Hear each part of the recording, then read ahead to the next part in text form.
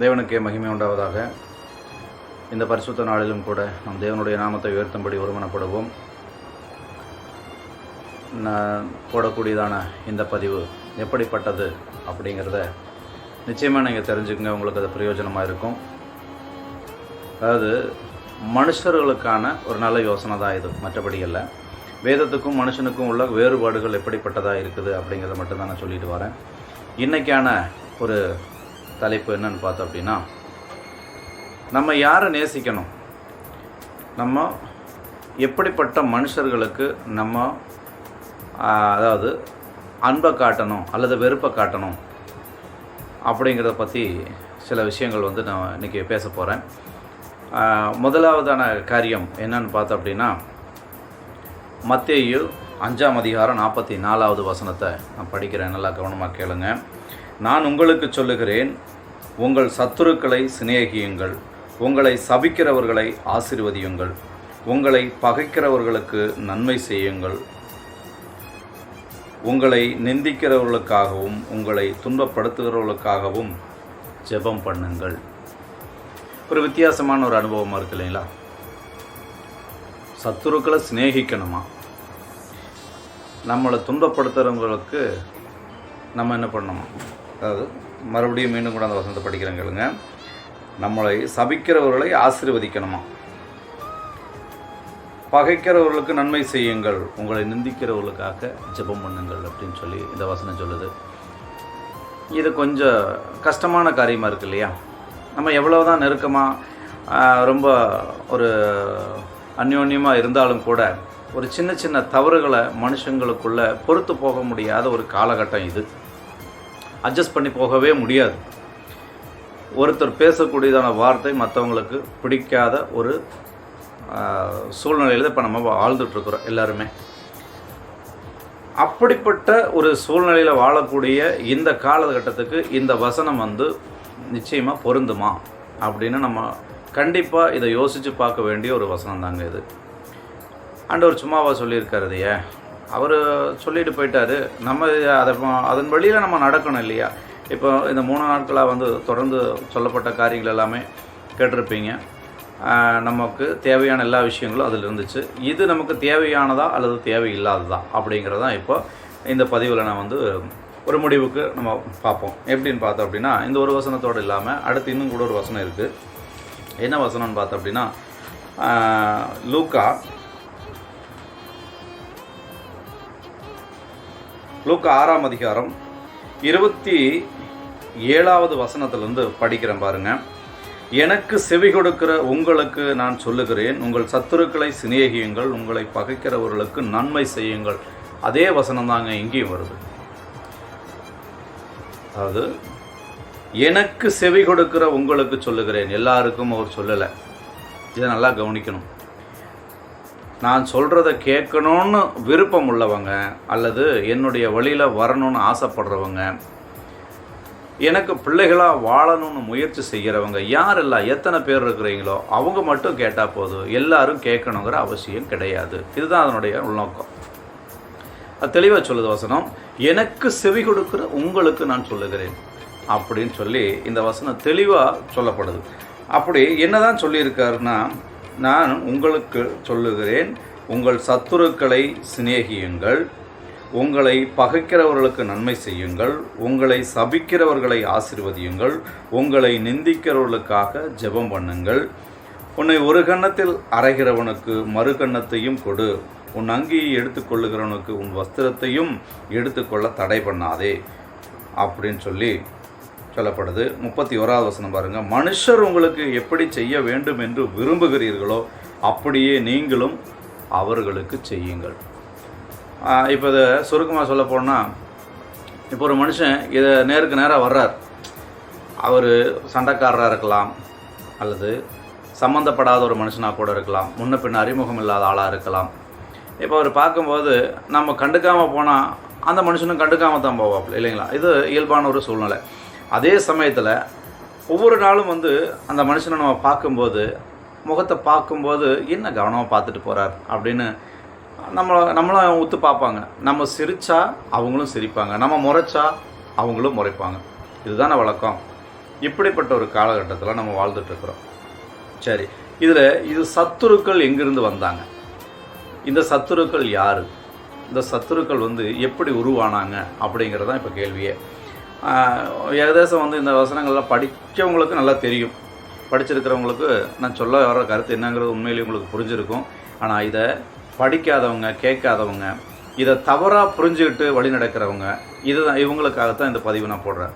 தெரிஞ்சவங்களுக்காக இல்லை, தெரியாதவங்களுக்கு. நிறைய பேர் இன்றைக்கி அப்படி தான் வாழ்ந்துட்டுருக்குறாங்க. பைபிளையும் தூக்கிட்டு போவாங்க. அண்ணன் தம்பிகளாக இருந்தால் கூட பேசிக்க மாட்டாங்க. சொந்த பந்தமாக இருந்தாலும் கண்டுக்க மாட்டாங்க. முகத்துக்கு முகம் பார்த்து பேச மாட்டாங்க. உண்மையை ஓப்பனாகவே நான் சொல்கிறேங்க, மறைச்சு பேசுறதுக்கு ஒன்றும் இல்லை. இன்றைக்கி கிறிஸ்தவங்களாக வாழக்கூடிய ஒவ்வொரு மனுஷனுக்குள்ளேயும் இப்படிப்பட்ட ஒரு பிரச்சனை இருக்குதுங்க. யாரை சிநேகிக்கணும், யாருக்கிட்ட அன்பை காட்டணும் அப்படிங்கிறது எல்லார்கிட்டையுமே ஆண்டவர் அன்பாக தான் நடந்துக்க சொல்லியிருக்கார். யாரையுமே வெறுக்க சொல்லி ஆண்டவர் சொல்லவே இல்லை. ஆனால் இங்கே சொந்த சகோதரங்களையே வெறுக்கக்கூடிய ஒரு காலகட்டத்தில் தான் நம்ம வாழ்ந்துட்டுருக்குறோம். பெற்ற தாய் தகப்பனை மதிக்காத ஒரு சூழ்நிலையில் தான் நம்ம இப்போ வாழ்ந்துட்டுருக்குறோம். எல்லாத்துலேயுமே அவசரம். பைபிள் படித்தாலும் கூட அந்த வசனத்தை ஒரு பேப்பர் படிக்கிற மாதிரி தான். இன்னத்த பேப்பரில் என்ன செய்தி வந்திருக்கு அப்படின்னு படிச்சுட்டு அப்படியே தூக்கி போட்டு போகிற மாதிரி தான் இந்த பைபிளை படிச்சுட்டு இருக்கிறாங்க நம்ம ஜனங்கள். இதுவும் ஒரு தவறான விஷயமாக போயிட்டுருக்கு.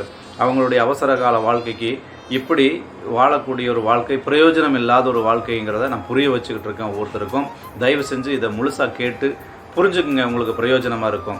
ஏன்னா இதை முழுசாக படித்தோம்னா தான் நம்ம வாழ்க்கையில் வரக்கூடிய சில தவறான காரியங்களை நம்ம புரிஞ்சுக்க முடியும். நமக்குள்ளே என்ன நடக்குதுங்கிறத நம்ம உணர முடியும். இல்லைன்னா நிச்சயமாக உணர முடியாது. பிசாசு தந்திரமாகவே நம்மளை தள்ளி தள்ளி கொண்டு போயிடுவான். நீ செய்கிறது சரிதான், நீ பேசுகிறது கரெக்டு தான், ஒன்றை மாதிரி கரெக்டாக யாராலையும் பேச முடியாது. நம்மளை தட்டி கொடுத்து தள்ளிடுவான் ஓரமாக. அப்போ நம்ம திரும்பி பார்க்கும்போது நம்ம வாழ்க்கையோட கடைசியில் நிற்போம். அதுக்கு பிறகு நம்ம இழந்ததை எல்லாம் திரும்ப பெற முடியாத ஒரு நிலைமைக்கு நம்ம ஆளாயிருவோம். இது நிச்சயமாக ஒவ்வொருவருடைய வாழ்க்கையில் நடந்துட்டு இருக்குதுங்க. அதை முதல்ல புரிஞ்சுக்குங்க. இப்போது சத்துருக்களை சிநேகிங்கள்னு சொன்ன ஆண்டவர் அவர் சிநேகிக்காமல் இருந்தாரா? அவரும் சராசரியாக ஒரு மனுஷனாக இந்த பூமியில் வாழ்ந்துட்டு எல்லாரையும் சிநேகிக்க சொல்லி அது இப்படித்தான் இருக்கணும்ன்ட்டு அவர் முன்மாதிரியாக காண்பிச்சு போனார் இல்லையா? இப்போ அவர் பிள்ளைகளாக நம்ம வாழணும்னு ஆசைப்படுறோம். அவர் பிள்ளைகளாக நம்மளையே எடுத்திருக்கிறார், அல்லது நம்ம அவருடைய பிள்ளைகள் ஆகும்படி நமக்கு அதிகாரம் கொடுத்துட்டு போயிருக்கேன்னு சொல்லி நமக்கு வசனம் உறுதிப்படுத்துது. அப்போ அந்த ஒரு தகுதி நம்மக்கிட்ட இருக்கா? நம்ம அவருடைய பிள்ளைகள் ஆகியிருக்கோம் அப்படிங்கிற தகுதி நம்மக்கிட்ட இருக்கா? சொல்லுங்கள் பார்ப்போம். ஒன்றும் வேண்டாம், ஒரு எம்எல்ஏ பையனாக இருந்தால் ரோட்டில் போனாலே யாரும் தடுக்க மாட்டாங்க. ஓ, எம்எல்ஏ பையன் வர எல்லாருமே வணக்கம் போடுவாங்க. இது வழக்கமாக நடக்கும். ஒரு மினிஸ்டர் பையன் போனால் எல்லாருமே போலீஸ்காரங்க முதல் கொண்டு எல்லாம் சல்யூட் அடிப்பாங்க. இது இயல்பாக நடக்கிறது தான். நம்ம கிறிஸ்தவனுடைய பிள்ளைகளாக இருக்கிறோம். நம்மளை பார்த்து எத்தனை பேர் உண்மையிலேயே நீங்கள் தேவனுடைய பிள்ளைகள் தான் எத்தனை பேர் நம்மளை பார்த்து சொல்கிறாங்க? நம்ம வெட்கப்படுற மாதிரி இல்லைங்களா அது? எத்தனை பேர் நம்மளை பார்த்து இவங்க உண்மையிலேயே கிறிஸ்து பிள்ளைங்க தான் அப்படின்னு சொல்லி நம்மளை பார்த்து எத்தனை பேர் சொல்ல நம்ம தகுதியானவங்களாக இருக்கிறோம்? நம்மளை பார்த்து யாரெல்லாம் அப்படி மனம் மாறக்கூடிய ஒரு வாழ்க்கை, மனமாற்றக்கூடிய ஒரு வாழ்க்கை நமக்குள்ளே நம்ம வாழ்ந்துட்டுருக்குறோம்? மற்றவங்களுக்கு சாட்சியாக நம்ம என்ன காரியம் செஞ்சுருக்கிறோம்? யோசித்து பார்க்குறீங்களா என்னைக்காவது? சரி, இந்த சத்துருக்கள் யாருன்னு முதல்ல சொல்லிவிட்டு நான் மற்ற காரியத்தை நான் சொல்கிறேன். மீகா 6ஆம் அதிகாரத்துக்கு வாங்க.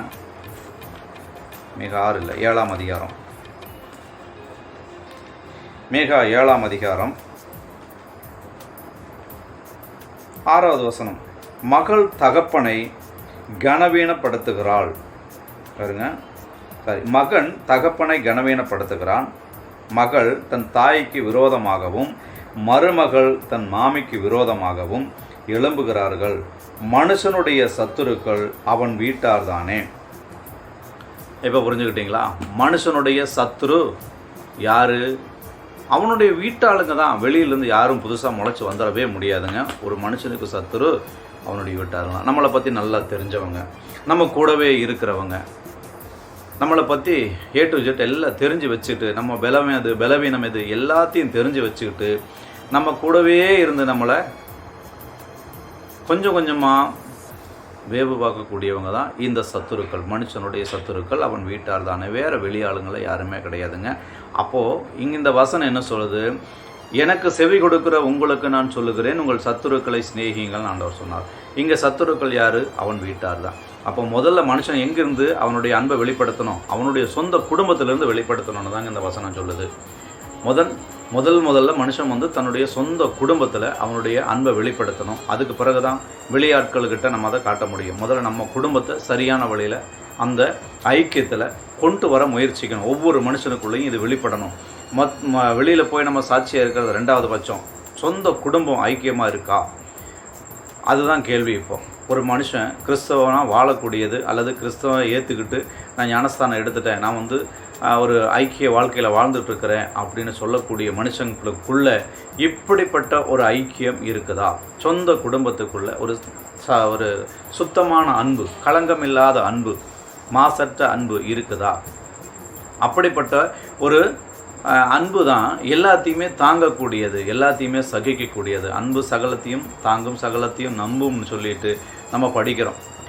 அன்புக்கு எதுவுமே கிடையாது, அன்புங்கிற வார்த்தைக்கு ஈடு இணை எதுவுமே கிடையாதுன்னு நம்ம வேதத்தில் படிக்கிறோம். அப்போ இந்த அன்பு எங்கே உருவாகுது அப்படின்னா, எங்கே உருவாக்கப்படணும் அப்படின்னா, தன்னுடைய சொந்த குடும்பத்தில், தன்னுடைய சொந்த மனுஷங்களுக்குள்ள முதல்ல அவங்க நம்ம கூட பேசலைன்னா என்ன, இருந்துட்டு போட்டோமே, நம்ம பேசுவோமே, நம்ம பேசினா நம்ம என்ன குறைஞ்சா போயிடுவோம் அப்படிங்கிற ஒரு மனப்பான்மை எத்தனை பேருக்குள்ளே வருது? நம்ம இந்த அன்பு இங்கே காட்டலைன்னா, வசனம் சொல்லுது இல்லைங்களா, தன் கண்ட சகோதரனிடத்தில் அன்பு கூறாதவன் காணாத தேவனிடத்தில் எப்படி அன்பு கூற முடியும்னு வசனம் சொல்லுது. இதுக்கு நம்ம என்ன பதில் சொல்ல போகிறோம்? நம்மகிட்ட என்ன பதில் வச்சிருக்கிறோம்? எதுவுமே கிடையாது. வசனத்தின்படி வாழ்கிறது உண்மையிலேயே கொஞ்சம் கஷ்டமாக தான் தெரியும். ஆனால் அதுக்குள்ளே நம்ம போயிட்டோன்னா அதுபோல் ஒரு சுகமும் சந்தோஷமும் வேறு எதுலேயுமே கிடைக்காது. அதை முதல்ல புரிஞ்சுக்குங்க. நம்ம வீணான வாழ்க்கையை வாழ்கிறத விட்டுட்டு வசனத்துக்கேற்ற ஒரு வாழ்க்கை வாழணும் அப்படின்னால் நிச்சயமாக இந்த வசனத்தின்படி நமக்கு நம்மளைய சத்துருவா யாரெல்லாம் நினைக்கிறாங்களோ அவங்களுக்காக நிச்சயமாக தினமும் நம்ம ஜெபம் பண்ண வேண்டியது அவசியம். அவங்களுக்காக நம்ம ஒவ்வொரு நாளும் அவங்கள பார்க்கும்போது அவங்க நம்ம கூட பேசலைன்னா பரவாயில்ல, பார்த்த லைட்டாக ஒரு சிரிப்பாவது சிரிச்சுட்டு போவோமே. ஒரு 2 நாள் சிரிப்பாங்க, 3ஆவது நாள் சிரிப்பாங்க, 4ஆவது நாளும் பார்த்தா லைட்டாக அப்படியே சிரிச்சுட்டு போவாங்க. 5ஆவது நாள் பார்க்கும்போது என்ன எப்படி அப்படின்ட்டு போயிடுவாங்க. இப்படியே ஒவ்வொரு நாளும் நீடித்து போகன்னா அப்புறம் என்ன நல்லா இருக்கீங்களா அப்படின்னு ஒரு இடத்துல கேட்பாங்க. அடுத்து கொஞ்ச நாள் பார்க்கும்போது வாங்க ஒரு கடையில் போய்ட்டு ஒரு டீயை குடிச்சிட்டே பேசுவோமே அப்படின்னு சொல்லிட்டு அவங்க பேச ஆரம்பிக்கும்போது அப்போது அந்த உறவு அங்கே உண்மையிலேயே புனிதமான ஒரு உறவு அங்கே ஏற்படும். அந்த உறவு வளர ஆரம்பிக்கும். அங்கிருந்து தாங்க அந்த சத்துருவாக நம்மளை நினைக்கிறவங்கள நம்ம என்ன பண்ண முடியும்? நமக்குள்ளே வசப்படுத்திக்க முடியும். அப்போ நம்ம பேசாமையே விலகி போனோம்னா அவங்களுக்கும் நமக்கு என்ன வித்தியாசம்? இங்கே வசனம் அப்படி தானே சொல்லுது, உங்களை நேசிக்கிறவங்களையே நீங்களும் நேசிச்சா அப்போ அவங்களுக்கும் உங்களுக்கு என்ன வித்தியாசம், வேற்றுமை இருக்குது? இல்லையே, எதுவுமே கிடையாது. பாவிகளும் அப்படியே செய்கிறாங்களே அப்படின்னு சொல்லி வசனம் சொல்லுது. அப்போ பாவிகளுக்கு நமக்கு என்ன வித்தியாசத்தை நம்ம வெளிக்காட்ட முடியும்? இப்போ அவங்களும் அதைத்தான் செய்கிறாங்க, நம்மளும் இதையே செஞ்சிட்ருக்கோம்.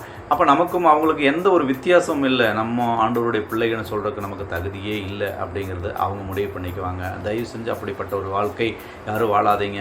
அப்படிப்பட்ட ஒரு சூழ்நிலையில் யாராவது இருந்தீங்கன்னா தயவு செஞ்சு இப்போ இந்த வசனங்களை பார்த்து படிச்சுட்டு நான் சொன்னதை கூட நம்பாதீங்க. உங்கள் கையில் இருக்கிற பைபிளில் இந்த வசனங்கள் எல்லாமே இருக்குது. நான் சொன்ன வசனங்கள் திரும்ப கூட இந்த வீடியோ நீங்கள் திரும்ப கேட்டு அந்த வசனங்களை குறித்து எடுத்து உட்காந்து படித்து பொறுமையாக படித்து பார்த்தீங்கனாலே உங்கள் உள்ளம் உடைக்கப்படும்.